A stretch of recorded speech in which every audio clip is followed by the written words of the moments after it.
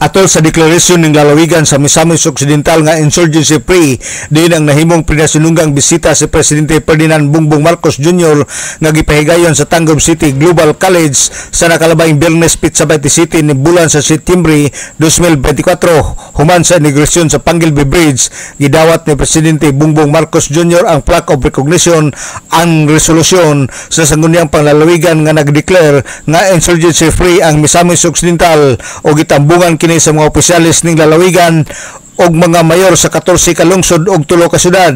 Kauban usab ni Presidente ang Secretary sa National Defense Secretary Gilbert Chodoro og Presidential Advisor on Peace, Reconciliation and Unity Carlito Galvez ug uban pa nga mga bisita atol sa maong kalihukan. We have successfully dismantled the key leadership of the former insurgents operating in Misamis Occidental, which have now led to their reintegration into society.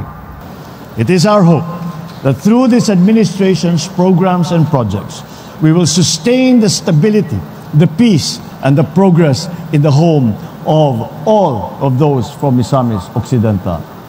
I ask the local government units of Misamis Occidental to intensify collaboration with various government agencies, partners, and other stakeholders to thwart any posturing or coming back that terrorist groups or any of their financiers or supporters may still be contemplating. Let Misamis Occidental stand as a shining example of what can be achieved when we work for the greater good together.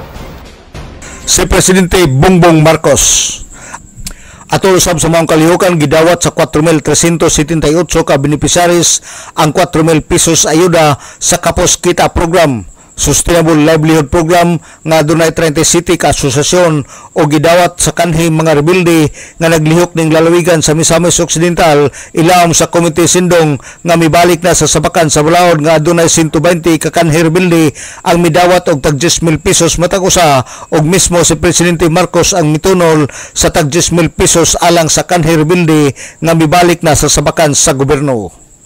Alang sa DXDD Radio Kampana, ang radyo sa simbahan, WD45 Dudong Barcaminto, Danag sa Dakbayan.